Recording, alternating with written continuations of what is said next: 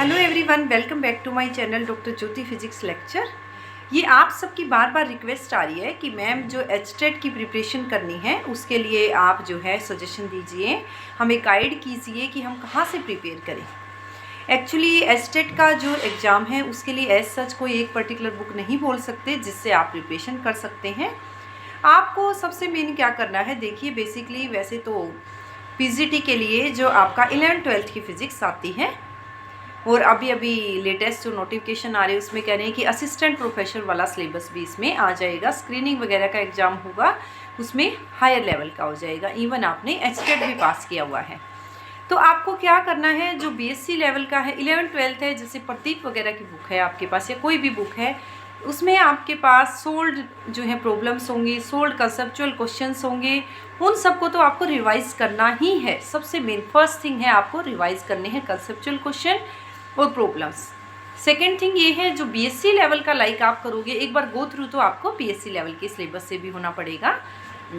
मैं ये नहीं कह रही एक एक डिटेल एक एक लाइन को, लेकिन मेन और उसमें भी आजकल जो आर चांद आ रही है, विजय पब्लिकेशन कोई भी बुक आ रही है, पिछले कुछ क्वेश्चंस भी मिलेंगे आपको कंसेप्चुअल, उनको भी आपको पढ़ना है। उससे आइडिया हो जाएगा आपको कि इस जो लाइन की कोई भी बुक से पढ़ी है कितनी इंपॉर्टेंस है। जब तक आप प्रैक्टिस नहीं करोगे तब तक आपको ये लगता है कि इतनी एक बुक पर ही रह जाओगे। तो आपको साथ साथ न्यूमेरिकल प्रॉब्लम्स भी जो सोल्व हैं उनकी भी प्रैक्टिस करनी है। थर्ड थिंग ये है जो आपके previous year paper question paper है, सबसे मेन वो है आप उन सभी क्वेश्चन के सॉल्यूशन को करने की कोशिश कीजिए। आपकी जितनी ज़्यादा प्रैक्टिस होगी न्यूमेरिकल जो है अप्रोच उतनी ही ज़्यादा हो जाएगी। और यकीन माने अगर आपने वो सोल्व किए हैं, चाहे क्वेश्चन कितना ही डिफरेंट आ जाए आपका एग्ज़ाम में, आप उसको सोल्व कर लोगे, उससे मिस्टेक होने के चांसेस कम हो जाएंगे। जितनी ज़्यादा प्रैक्टिस, वो आपको सही कहा है, practice makes a man perfect. तो अगर आप न्यूमेरिकल की कोई भी जो अप्रोच लगाने की कोशिश करोगे, इवन आपने वो पढ़ा भी नहीं हुआ है कंसेप्ट, ऐसे भी अप्रोचेज आप उससे लगा लोगे, किससे, इवन प्रैक्टिस से। तो पिछले साल के पेपर आपको करके देखने हैं। पीजीटी स्क्रीनिंग के एग्ज़ाम के क्वेश्चन आ चुके, कोई लाइक आपके पास एंट्रेंस का पेपर है, ऑब्जेक्टिव है, लाइक एमटीक्यू एंट्रेंस का है एमएससी का, वो भी आप गो थ्रू हो सकते हैं। उससे आपको आइडिया लगेगा जो है क्वेश्चंस का। किसी भी एंट्रेंस के देख लो, या असिस्टेंट प्रोफेसर का भी कोई एग्ज़ाम हो रखा, वो भी काफ़ी बेसिक लेवल का ही आता है। और प्लस आपको एचटेट के जो हैं क्वेश्चन पेपर को सोल्व करना है। आजकल यूट्यूब वगैरह पे सारा ही सॉल्यूशन अवेलेबल होगा आपके पास एचटेट का, अगर आप देखोगे, या पीजीटी स्क्रीनिंग का क्वेश्चन पेपर आपको इजीली अवेलेबल हो जाएंगे। ऐसा नहीं है आपको क्वेश्चन पेपर वगैरह नहीं मिलेंगे।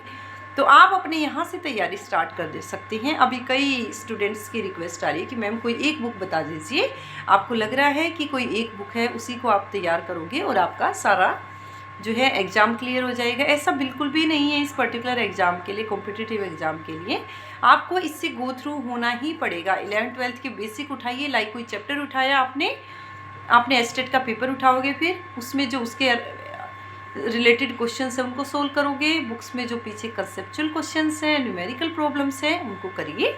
तो इससे आप जो है एक एक कंसेप्ट को ऐसे करते जाओगे और अपने शॉर्ट नोट्स बनाने की कोशिश कीजिए साथ में। ऐसे नहीं पढ़ लिया लेकिन रिवीजन में फिर नेक्स्ट टाइम फिर आप उसी से इतना सारा पढ़ रहे हो।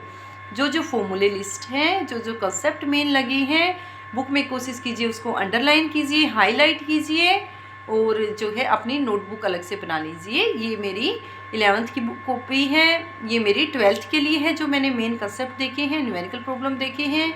ये मेरे पास बीएससी लेवल का है जो मेन है। बीएससी की तो आप देखो कि बहुत शॉर्ट सिलेबस है, लाइक पास कोर्स का कह रही मैं, आपको ज़्यादा डीप में भी पढ़ने की ज़रूरत नहीं है ऑनर्स वगैरह में। उसके बाद आप देखो कि बीएससी एमएससी के तो बहुत ही कम क्वेश्चन है, लेकिन कंप्यूटेशन रिलेशन वगैरह है जो कि आपकी बीएससी अगर पास कोर्स से की है उसमें नहीं पढ़ी जाती है। तो पीजी लेवल का भी है, जो अभी रिसेंट पास आउट हो रहा है या पीजी में अपेयरिंग हो रहा है, वो तो इजीली उसको तो काफ़ी कंसेप्ट याद भी होंगे। लेकिन जो पास आउट हो चुकी हैं, कुछ टाइम हो चुका है, उसकी थोड़ी सी प्रैक्टिस जो है कम होगी। तो उसको क्या करना है, अपने मेन फॉर्मूले वगैरह उठा लें। ज़्यादा डीप में नहीं आता है स्टेट वगैरह में आपका पीजी लेवल का मैं कह लूँ, या कोई बच्चा नेट के लेवल का तैयारी कर रहा है तो उसको तो आई थिंक दिक्कत नहीं आएगी। बस 11th-12th से आपको गो थ्रू होना पड़ेगा। बाकी बीएससी के कंसेप्ट हैं और उसके पीजी लेवल की कंसेप्ट हैं। तो इस तरह से आप प्रिपरेशन कर सकते हैं। बाकी आप मेरे टच में रहिए, जैसे ही मुझे टाइम मिलेगा तो मैं एस्टेट वगैरह का भी है जो है कुछ और गाइडलाइन के लिए वीडियोज़ हैं या कुछ इंपॉर्टेंट कंसेप्ट हैं पिछले पेपर्स से कि जहाँ से क्वेश्चन पूछे जा सकते हैं, या प्रैक्टिस सेट है, सॉल्यूशन वगैरह मैं डालती रहूँगी। ओके, अभी से अपनी तैयारी स्टार्ट कर दीजिए। Thank you, all the best.